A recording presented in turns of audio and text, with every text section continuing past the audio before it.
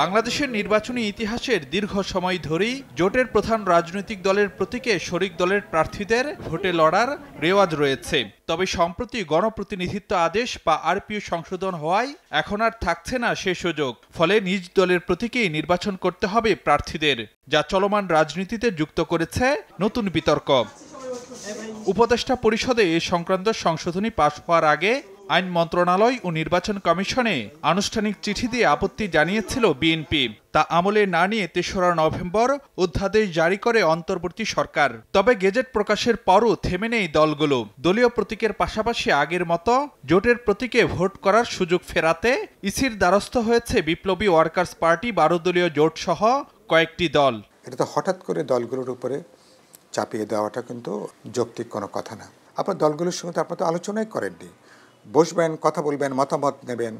অতীতের একটা জায়গা থেকে হঠাৎ করে আপনি ডিপার্ট করছেন, ওনারা কাজটা ঠিক করেননি।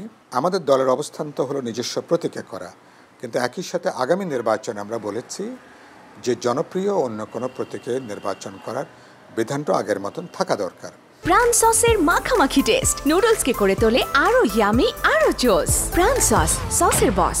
নির্বাচন কমিশন এটা অত্যন্ত স্বৈরতান্ত্রিক কায়দায় এই সিদ্ধান্তটা নিয়েছে।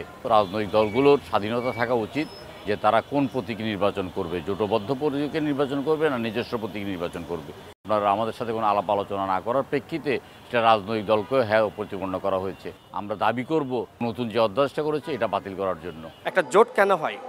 জোট হয় নির্বাচনে জেতার জন্য, কৌশলগত একটি বিষয়। তো সেক্ষেত্রে কেউ যদি মনে করে না জোটের প্রতীকে ইলেকশন করব, সেই অপশনটা রাখা দরকার ছিল। তো সরকার কোনো অপশন রাখে না। আমার কাছে মনে হয় কোনো দল মনে করে যে বিএনপির এই জাতীয় সরকারের যে উদ্যোগ, এই উদ্যোগকে কোনোভাবেই সফল হতে দেওয়া যাবে না। সেই জায়গা থেকে অনেকে চায়নি যে আসলে এইভাবে অপশনটা রাখা হোক।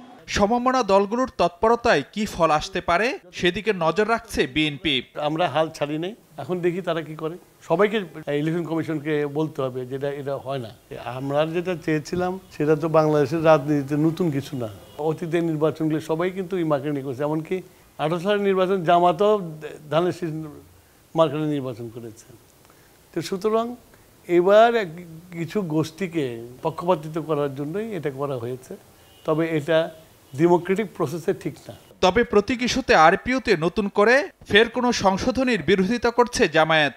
আমরা বলেছি যে সিদ্ধান্ত রদবদল না করা, কারণ সরকার যদি দলের চাপের মুখে যদি দলীয় ইন্টারেস্ট সার্ভ করার জন্য এত বড় একটা বিষয় সিদ্ধান্ত পরিবর্তন করে, তাহলে সরকার নিরপেক্ষতা নিয়ে প্রশ্ন উঠবে, গ্রহণযোগ্য সুষ্ঠু নির্বাচন নিয়ে প্রশ্ন উঠবে। আজকে যদি একটা দলের দাবির মুখে একটা সিদ্ধান্ত চেঞ্জ করে, তাহলে আরেকটা দল আরো 3টা নিয়ে যাবে। প্রতীক সংক্রান্ত বিধানে এনসিপির অবস্থানও জামায়াতের মতোই। ফারুক ভিয়া, রবিন, সময় সংবাদ, ঢাকা।